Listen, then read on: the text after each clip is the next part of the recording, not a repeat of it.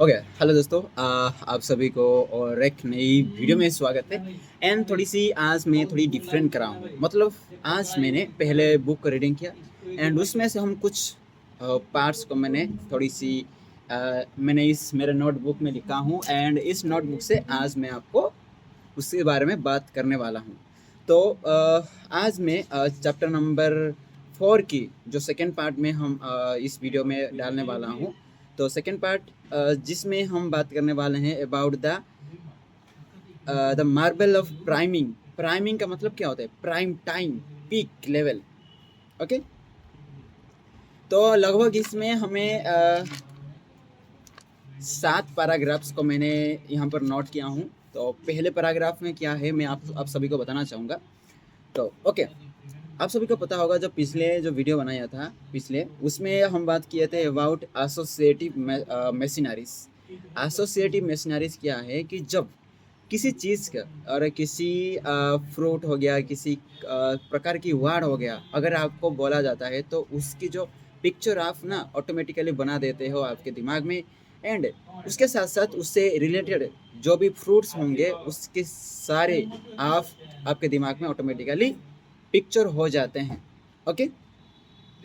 तो ये था यस्टरडे के बारे में। एंड आज की जो टॉपिक होने वाली है जो इसी के ऊपर बेस्ड है, जो कि जब मार्वल ऑफ प्राइमिंग का मतलब होता है जो mechanism of associative improve in measurement. ये कैसे हम एसोसिएटिव जो होता है, कैसे हम उसे इम्प्रूव कर सकते हैं, कैसे उसे मेजरमेंट करने में इम्प्रूव हो सकती है। ओके। तो 80 कितना 1980s में एक साइकोलॉजिस्ट ने एक एक्सपेरिमेंट किया। एंड उस टाइम पे ज़्यादा कुछ ऐसे टेक्नोलॉजीज नहीं थे कि उस टाइम पे कि वो एक्सपेरिमेंट इतनी सिंपल हो सके एक रूम पे। ओके। तो उस टाइम पे ऐसी टेक्नोलॉजी नहीं थी, तो उनको क्या करना पड़ता था कुछ एक्सपेरिमेंट को करने के लिए। तो उनको बहुत सारे लोगों की ओपिनियंस की ज़रूरत होती थी। तो वो क्या करते थे, बहुत सारे लोगों को उससे क्वेश्चन पूछते थे एंड क्वेश्चन के हिसाब से वो उसके ऊपर एक टिप्पणी, एक मेजरमेंट करते थे। ओके। एंड उसमें से एक एक्सपेरिमेंट है, एक एक्सपेरिमेंट के बारे में बात किया गया था कि हाँ, ओके, मैं अभी सोच रहा हूँ खाने के बारे में। मतलब मैं खाने के बारे में सोच रहा हूँ, तो मुझे अगर SO-P fill in the blanks दिया जाएगा तो मैं क्या दूंगा? ऑटोमेटिकली सूप आएगी। अगर मेरे दिमाग में कुछ ख्याल आते हैं, जैसे कि मेरे को वॉशिंग करना है, मेरे क्लॉथ को साफ करना है, तो इस हिसाब से अगर मुझे सेम क्वेश्चन दिया जाएगा SO-P मतलब SOAAP मतलब सॉप, साबुन, इस ऐसे मुझे ख्याल आएंगे। तो ये पैराग्राफ 1 में है। Okay, all about paragraph 1। And आप सभी को फिर से मैं इसके बारे में डिटेल में कहना चाहूँगा। तो हम जिस टाइम पे जिस चीज़ के बारे में हम सोच रहे होते हैं, अगर उसी रिलेटेड कुछ लेटर्स दिया जाए तो हम उसी हिसाब से उस रिलेटेड को कुछ वर्ड्स को हम अ, बोलते हैं, कुछ आइडियाज आते हैं उसी हिसाब से। ओके। ओके। एंड अभी मैं बात करने वाला हूँ पैराग्राफ 2 के बारे में। पैराग्राफ 2 में कुछ नहीं है ज़्यादा कुछ। पैराग्राफ 2 में यह है अबाउट कि हाँ, जो प्राइम इफेक्ट्स होता है वो टेक मैनी फॉर्म, बहुत सारे फॉर्म्स को वो फॉर्म्स में होती है। एंड इसमें से एक चीज़ के बारे में बताया जाता है कि ओके, देखो, अगर जो नॉर्मली मैं हूँ, नॉर्मली कुछ भी नहीं सोच रहा हूँ मेरे दिमाग में, जब मुझे कुछ वर्ड्स दिया जाएगा, कुछ हिसाब से सोचना पड़ेगा, तो मैं ज़्यादा स्पीड से सोच नहीं पाऊँगा। अगर मेरे दिमाग में ईंट के खाने का बारे में अगर सोच रहा हूँ, तो मुझे अगर पूछा जाता है कि उस क्वेश्चन को, तो मैं सो ऑटोमेटिकली आ जाएगा। एंड वो नॉर्मल जो होता है वो ईट जो मेरे दिमाग में चलता है ईट खाने का, तो उस हिसाब से अगर मुझे पूछा जाता है कि, तो मैं ज़्यादा अच्छे से और क्विकली में बता सकता हूँ। ओके। एंड यहाँ पर कहते हैं कि अगर इस सेम टाइम का, जैसे कि खाने हो गया, खाने का सेम सिमिलरली क्या हो सकता है? भूख, भूख हो गया, क्या और हो सकता है, डाइट हो गया, फेट हो गया, कुकी हो गया, ये सारे भी सेम सिमिलरिटीज आते हैं। तो अगर इस सारे भी तुम्हारे दिमाग में आ रहे होते हैं ना, चलते होते हैं, तो आप खाने के बारे में आप इस वर्ड को यूज कर सकते हैं, मतलब आपके दिमाग में आइडिया आएगा। ओके।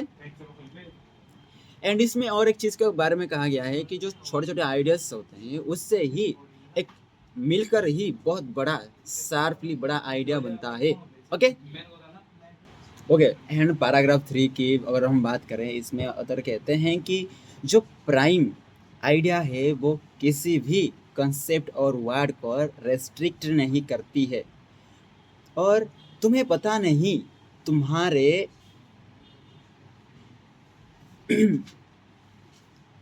कॉन्शियस एक्सपीरियंस के बारे में। ओके तुम्हें पता नहीं कि तुम्हारी कॉन्शियस एक्सपीरियंस में क्या है एंड के बारे में, और तुम्हें ये बात भी नहीं पता कि अबाउट प्राइम इवेंट्स और एक्शन के बारे में। जो प्राइम इवेंट्स होते हैं और जो प्राइम आइडियाज़ होते हैं उसके बारे में भी आपको पता नहीं होता है। एंड एक एक्सपेरिमेंट हुई, इसमें एक साइकोलॉजिस्ट जॉन बर्ग ने एंड इस his collaborators asked some questions to the student at New York university, जो कि एज था 18 से 22 तक। एंड क्वेश्चन था कि एक सेंटेंस 4 वर्ड का एंड बनना होगा एंड 5 वर्ड से एक सेंटेंस बनना होगा 4 वर्ड से, लेकिन 5 सेंटेंस के होगा दिया जाएगा। एंड इस रिजल्ट में हमें क्या मिलता है, इस एक्सपेरिमेंट्स के रिजल्ट में, कि वन ग्रुप के जो बच्चा वन ग्रुप के जो बच्चे होते हैं, half the scrambled sentence contained word associated elderly and Florida, forgetful and word gray or wrinkle। एक ग्रुप के बच्चे होते हैं वो एक ओल्ड थीम वाला वर्ड्स को अपने कहते हैं। And another group is young participant sent एक यंग पार्टिसिपेंट को उन्हें नीचे डाउन फ्लोर को भेजा गया, एंड डाउन फ्लोर से जो शॉर्ट वॉक होता है उसी short walk what was the experience वही है जो शॉर्ट वॉक को नीचे भेजा गया। एंड बार्ग प्रेडिक्ट किए थे कि about young people fashioned sentence from an elderly theme, walked down halfway and significant more slow than other। जो एल्डरली थीम थे वो मतलब जो एल्डरली वाला सोच रहे थे ओल्ड वाला, तो वो उनकी भी एक्टिंग जो चलने की है वो भी स्लो हो जाती थी according to the others. And और पैराग्राफ 4 में ये बात किया जाता है कि जो एक्सपेरिमेंट के सबको पूछा गया कि क्या वो अल्डर वर्ड्स और अल्डर्स थीम पहले से ही आइडिया आया या नहीं। तो वो जो पार्टिसिपेंट कहते हैं नहीं, उन्हें पहले से नहीं आया। जब वो जब थे खड़े उस रूम में थे, एक्सपेरिमेंट के रूम में थे, जब उन्हें जो हाफ ग्रुप को नीचे भेजा गया तो उनके वॉक स्लो शॉर्ट वॉक को देखकर उनके दिमाग में वो एल्डरली थीम आया। ओके एंड आप सब सुनने के बाद हैरान हो जाओगे कि वो सारे पार्टिसिपेंट कभी ऐसे एक्सपीरियंस नहीं हुई थी, बट कैसे करे पता है तो लेट्स देखते हैं। एक और एग्जांपल दे के ऑथर कहते हैं, आप एक चेयर पे बैठकर पढ़ाई कर रहे हो। आप एक चेयर पे बैठकर पढ़ाई कर रहे हो और आप पानी पीना है आपको, एंड पानी आपसे थोड़ा दूर है। अगर पानी पास होता तो आप हाथ बढ़ाकर आप उसे पी सकते थे, एंड आपके हाथ अगर वो पानी अगर आपके चेयर के पास ही होता है तो आपको हाथ ऑटोमेटिकली पानी पीने के लिए ऑटोमेटिकली वो पानी के ग्लास के पास ऑटोमेटिकली जाएगा। बट जो दूर होता तो आप लेजी हो जाते हैं। बट आप यहीं पर नोटिस करना ज़रूरी कि आप बैठ के और पानी दूर है तो थोड़ा ओल्ड वाला थीम क्यों। आप यहाँ पर बैठे हो एंड पानी बहुत दूर है तो आपको जाने में थोड़ा एनर्जी लगेगी। तो ओल्ड पर्सन क्या करते हैं कि वो चल नहीं पाते तो वहाँ पर एक जगह ही बैठ जाते हैं, तो कोई उन्हें हेल्प करेगा तो भी तो पानी इधर आएगा। लेकिन तुम्हारे हिसाब से तुम्हें सब कैपेबल हो, बट तुम उस पानी को जाकर नहीं लाओगे पीने के लिए, तो इसे ही कहते हैं। तो अगर तुम ओल्ड के जैसा बिहेव करते हो तो तुम्हें ओल्ड मतलब वहाँ सोच रहा है कि हाँ बैठे बैठे मुझे पानी चाहिए, भाई ये तो ओल्ड पर्सन की थिंकिंग है। तो एक्टिंग जैसे वो थिंक कर रहे हैं ऐसे ही एक्टिव हुआ। ओके एंड सेम जब पार्टिसिपेंट वॉक डाउन को डाउन फ्लोर पर चले गए तो आइडिया एल्डर वाला थीम की थी। ओके, ये था पैराग्राफ नंबर 4 के बारे में। एंड जो नेक्स्ट है पैराग्राफ नंबर 5, एंड इसमें ये क्या बात करने जा रहा है कि आप सभी को मैं बताना चाहूँगा about the idea meter. Okay, paragraph 4 में ही आइडिया मीटर के बारे में बात किया गया था, बट मैं पैराग्राफ 5 में आप सभी को बताना चाहूँगा कि आइडिया मीटर क्या होता है। ओके, आइडिया मीटर मेजर करना आइडिया को मेजर करने का मीटर को आइडिया मीटर कहते हैं। जो आइडियाज होते हैं उसे मेजर। एंड इस पैराग्राफ में अतर कहते हैं कि आइडिया मीटर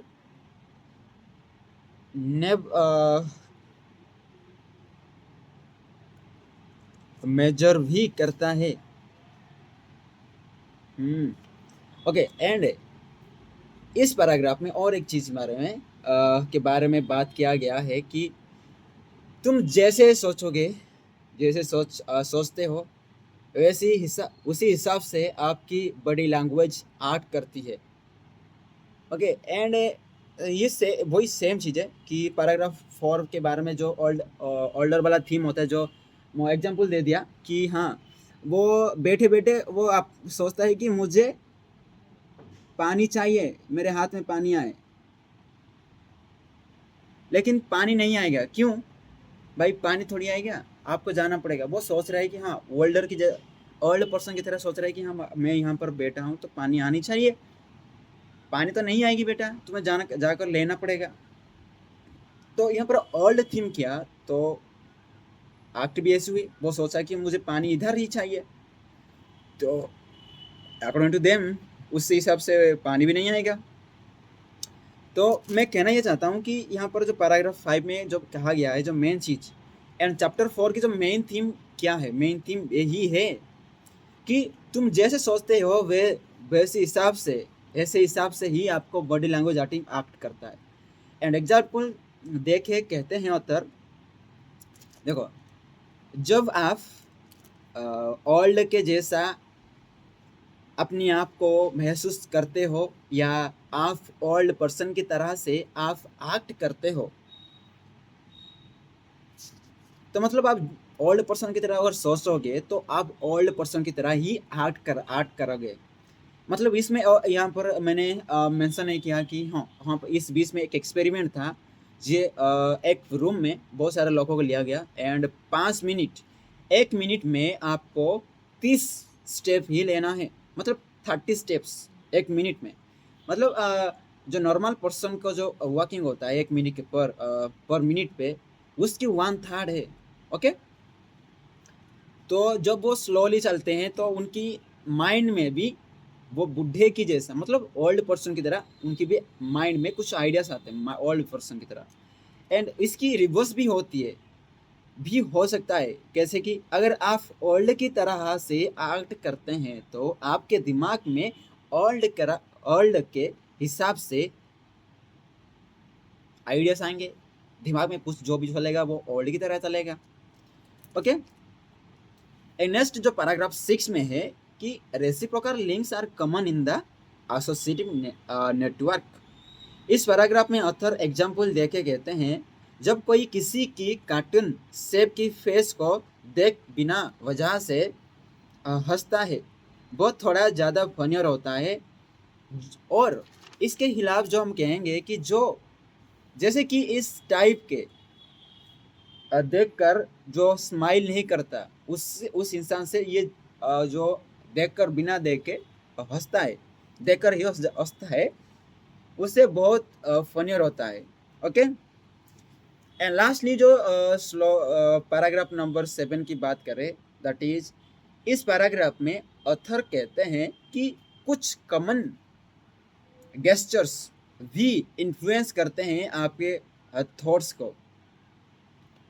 ओके, कुछ बॉडी लैंग्वेज हो गया, कुछ ऐसी गेस्चर्स जो भी वो भी जो गेस्चर्स होते हैं वो भी आपके थॉट्स को इन्फ्लुएंस करते हैं। अगर आप ज़्यादा काम और काइंड हो तो ज़्यादा रिवार्ड की पॉसिबिलिटी है। मतलब ये कहते हैं कि अगर तुम ज़्यादा काम रह सकते हो या काइंड रहते हो तो आपकी जो प्रोबेबिलिटी ऑफ रिवार्ड है वो बढ़ जाती है, इंक्रीज्ड। अगर ये मैं सेम चीज़ के बारे में बोलूँ कि अगर आप एक चीज़ में कंसंट्रेशन या अच्छे से फोकस करके साथ उस चीज़ को करना चाहोगे तो वो ऑटोमेटिकली आपको मिलेगी। ये सर ना सेम चीज़ है। एंड इसमें एक एक्सपेरिमेंट कहा गया कि कुछ पार्टिसिपेंट लाया गया और वहाँ हेडफोन दिया गया उन्हें उन्हें हेडफोन दिया गया और म्यूजिक म्यूजिक को चलाया गया। एंड स्टार्ट से पहले उन्हें कहा गया कि ये सिर्फ टेस्ट के लिए है, कैसी वो स्पीक और जो हेडफोन्स होती है कैसे वर्क कर रही है या नहीं अच्छे से, उस चीज़ को देखने के लिए। एंड हेडफोन के साथ उनको बोला गया था, हाँ कुछ लोगों को बोला गया कि तुम एड को चेक करना। एंड और कुछ लोगों को बोला गया था कि आपका जो हेड को ऊपर नीचे करना है जब वो स्टार्ट होगा। एंड इससे पता चला, इसका जो आउटपुट क्या आया कि जो ऊपर नीचे कर रहे थे वो काम होकर कर रहे थे ना अच्छे से स्लोली, तो वो जो सॉन्ग प्ले हो रहा था उससे भी अच्छे से अच्छे से याद कर पाए। एंड जो सेक कर रहे थे, जो माइंड को सेक कर रहे थे हेड को, तो वो थोड़ा उनसे कम याद कर पाते जो भी चीज़ हुआ। ओके, एंड ये था आज के लिए। एंड आज आई थिंक ये बहुत बेहतर नहीं हुआ, लेकिन मुझे बिना देखे कहना चाहिए, लेकिन अकाउंट नहीं हूँ। And I will be do and I will be I give my best to trying like that video, तो ताकि मुझे भी वो अच्छे से समझ में आएंगे, मुझे भी याद हो जाए। एंड ये था पूरी चैप्टर नंबर 4 के बारे में। एंड इस पूरी चैप्टर नंबर 4 के बारे में बताना चाहूँ तो एक ही लाइन पे, तो अगर आप जैसे सोचते हो जैसे सोचते हो आप उसी हिसाब से ही एक्ट करोगे। अगर तुम जैसे एक्ट करते हो उसी हिसाब से ही सोचोगे।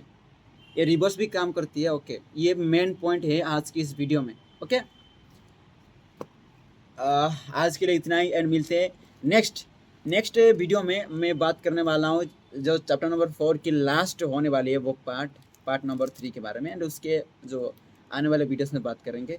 लेकिन आई थिंक इससे जैसे मैंने वीडियो बनाया ना, मैंने अभी उसे एक ही ज़्यादा में टाइम नहीं लेने वाला, बिकॉज 5 मिनट के अंदर मुझे वो करनी है। मैं 5 मिनट के अंदर लूँगा आपका। एंड जो मैं टॉपिक लूँगा उस टॉपिक को मैं इतना कंसाइज करके आपको बताऊँगा कि एंड उसके हिसाब से मेरे हिसाब से जो मेरे लाइफ में जो भी घटी है उस हिसाब से मैं उस एग्जाम्पल अगर मैं आपके उसमें अटैच करके आपको बताऊँगा तो आई थिंक और आई होप आप सभी को वो समझ में आ जाएगा।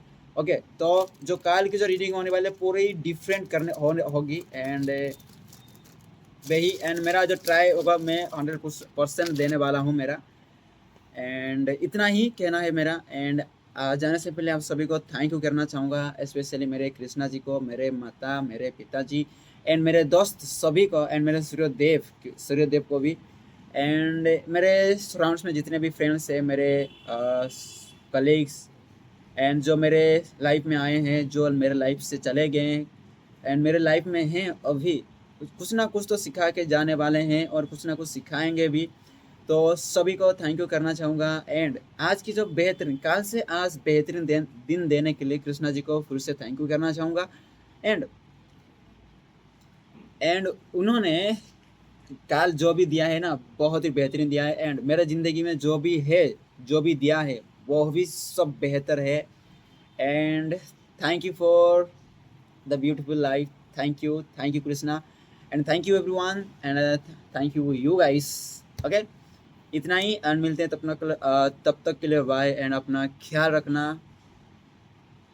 And keep smiling, keep growing, keep be curious, ताकि कुछ सीखे। ओके।